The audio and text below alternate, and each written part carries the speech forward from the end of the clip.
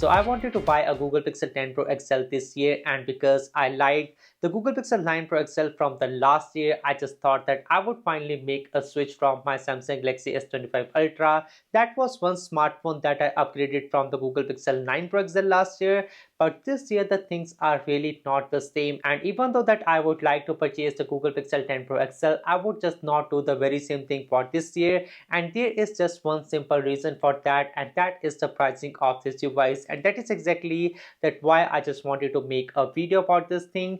And this is not a review about the Google Pixel 10 Pro XL. I would not go into the specifications of the device, that what is good for this year, all the AI tools and stuff. But this is just one general complaint that I have got with the Google devices for at least this year now. Before I actually went to the pre-order page of the Google Pixel 10 series for this year, I wanted to see that what are the actual reviews, and I was not very surprised to see that the big YouTubers like MKBHD and all the other ones, they did have a bit of a mixed review about this device. And again, I'm not too surprised, because even though Google did mention that this all new Google G5 Tensor chip, it is a big improvement from the G4 Tensor chip, that was something that I was really struggling with the Google Pixel 9 series as well, even though that it was not a very bad chipset. But when you just try to do some of the stuff like changing the wallpaper, or might be even sometimes when trying to call someone or opening some of the application, you did see the lag when it was on the QHD resolution for most of the time,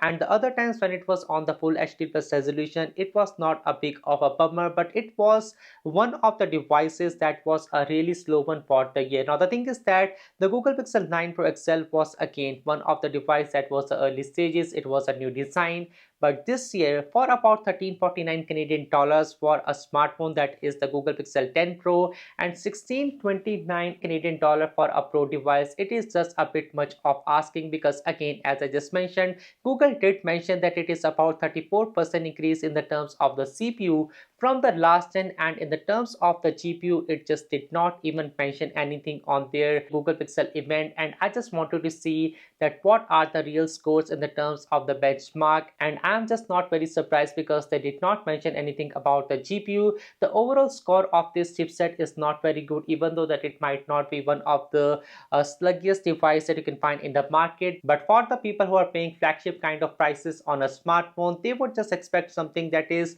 a performance that is very much near to the Qualcomm Snapdragon Elite chipset. And we just know that we will soon get the Snapdragon 8 Gen Elite 2 processor as well, or might be the Snapdragon 8 Gen Elite 5 or 5 Elite, whatsoever would be the naming schemas on the latest one from the Qualcomms. And knowing that these are the new chipsets, the G5 chipsets are the ones that are now fabricated by TSMC. So those are not really fabricated by Samsung, and it is not based on Exynos, and I was excited about that. And actually, the TPU performance of this thing is actually better than what we had from the past year, and that is exactly that why I wanted to make this video. It might be a great phone, and people might say that this is the way that how Google smartphones work.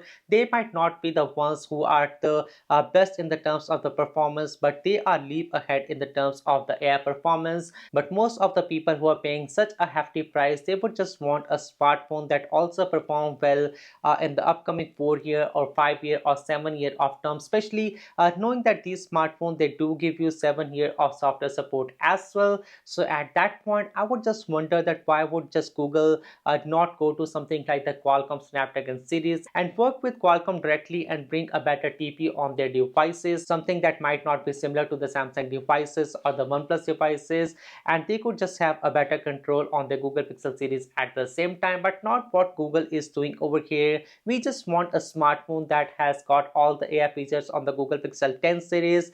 The looks of the Google Pixel 10 series is also something that really excites me, especially coming from the hazel green color that what I had on the Google Pixel 9 Pro XL. I was just excited to know that what are the latest colors and what is the latest and greatest that what we can get out of this Google Pixel 10 Pro and the 10 Pro XL, but not exactly something that is meant for me for this year. And I might be sticking to the Samsung Galaxy S25 Ultra, but I do not know, I might in the middle of the row, might be a half of the year or might be in 2 months or 3 months, if I just get to see the pricing on this thing to be a bit more cheaper on Amazon or Best Buy, I might end getting up a Google Pixel 10, the plain version, not the Pro and the Pro XL. And that might be just to experience all the new AI features that are there in the market, and just to make a video and share my experience about the latest and the greatest that what we have got from the Google smartphones. But for now, no Google Pixel 10 series for me, at least of right now, and I just hope that Google just innovate more on the Google Pixel 11 series or whatsoever might be. They would just call it the Google Pixel 20 series or the 2025 edition or 2026 edition. Who knows about that? But that is something that we might cover in the upcoming leaks and rumors about the Google Pixel 11, 20, whatsoever. Again, it is the naming schema. But that was all about this video. But do let me know in the comment sections below that if you are expecting more out of this Google Pixel 10 devices or no, and what were the features that you were expecting, and what are the things that you would just want Google to improve on their next flagship smartphone. That was all. My name is Anshul. Thanks for watching, and I will see you guys in the next one. Peace.